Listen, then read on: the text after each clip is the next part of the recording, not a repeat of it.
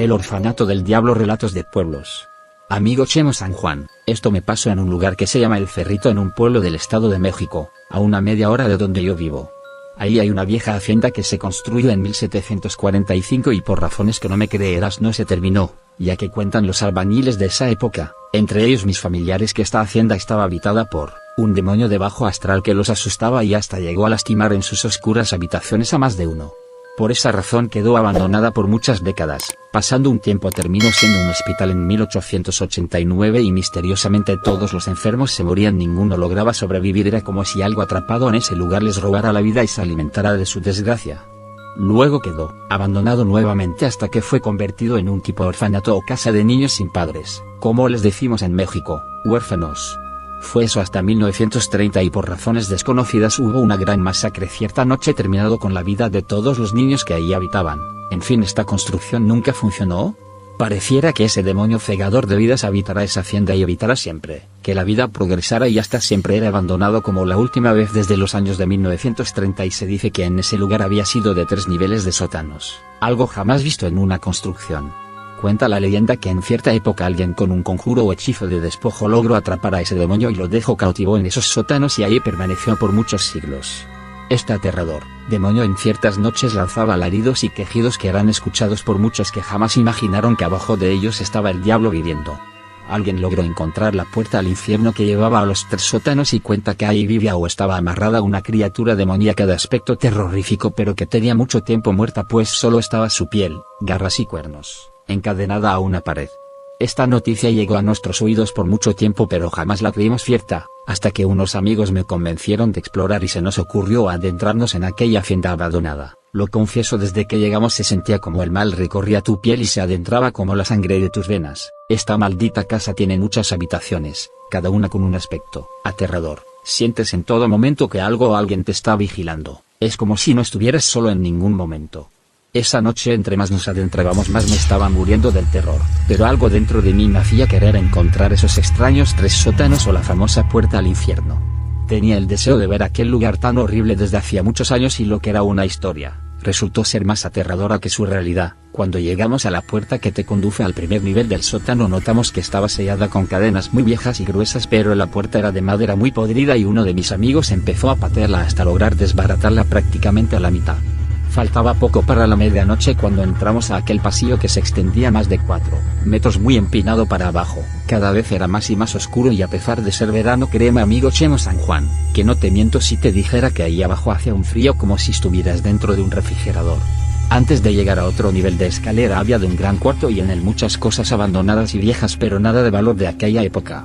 Al ir bajando otro poco más nos topamos con otra puerta que era de igual tamaño y similitud, pero esta se extendía 7 metros más para abajo. Ya no se veía nada, yo me estaba muriendo del miedo, algo me decía no entren, tal vez ya no saldrán, y los rechillidos que el aire provocaba en puertas y ventanas se escuchaban como lamentos de algo que nos estaba esperando ahí abajo.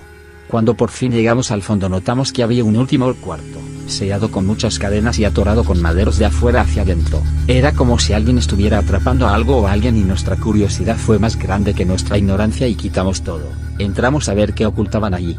Quedamos boquiabiertos al alumbrar con las lámparas, notamos rasguños y arañazos en las paredes. Era como si algo las hubiera rasgado de una forma brutal, como si allí estuviera encerrado un oso o peor aún una bestia más fuerte. ¿Pero quién habría hecho tales daños en los muros? En ese momento nos empezaron a fallar las lámparas que traíamos, se escucharon lamentos y quejidos y tratamos de entender que era producto del viento y hasta sugestión de nuestra parte, pero uno de mis amigos dijo que no tuviéramos miedo y sacó un bat de metal y en su nerviosismo lo soltó y este rodó al último nivel del sótano, pero lo raro era que la entrada del último sótano era de un tipo de fachada gótica muy extraña. Las escaleras bajaban de forma enroscada, pero empezamos a escuchar que las escaleras del otro sótano empezaron a rechinar como alguien viniera subiendo, y se oyó como algo o alguien empezó a azotar las paredes de la entrada con el bat de metal, que se nos cayó. Clarito se escuchaba como arañaban los muros, era como si golpearan de lado a lado las paredes, y esa cosa estaba viniendo hacia nosotros cada vez más rápido. Nos dio tanto miedo que empezamos a correr de regreso hacia arriba aterrados. Cuando yo volteo de reojo miro hacia abajo y te juro por Dios que no estoy mintiendo. Vi como unas manos grandísimas así como con garras y enormes uñas se sujetaron de las orillas de la escalera del sótano y eso que se asomó era una bestia con cuernos con los ojos rojos y los dientes muy largos y afilados y estaba amarrado con cadenas. Se nos quedó mirando como retándonos y lanzó un gruñido de una forma espantosa y espeluznante que no supimos ni cómo salimos de ese lugar pues no encontrábamos la salida. De no ser por un niño que nos gritó, por aquí. Vengan rápido fue que corrimos hasta la salida y al estar ya afuera nos olvidamos del niño al que por suerte nos ayudó y jamás vimos ni por dónde se fue o quién era. Fueron muchas cosas raras y confusas que experimentamos y que jamás vuelvo a pasar. Eso fue lo que vivimos y pareciera una locura, pero no fui el único que lo vio esa noche. Mis amigos también lo vieron y escucharon y desde esa vez uno de mis amigos quedó traumado del susto.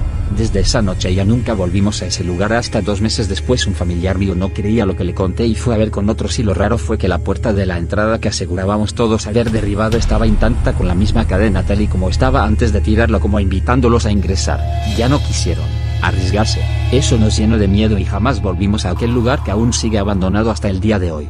Por motivos de seguridad y para que exploradores, aventureros, cazadores de fantasmas y más no corran una suerte peor es que decidimos no dar con exactitud el lugar preciso.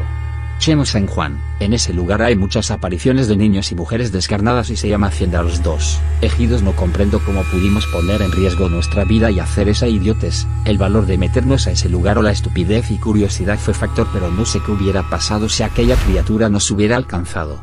Tal vez era el famoso demonio del orfanato que pedía más almas, pero gracias a Dios ese niño fantasma nos salvó la vida. Créditos al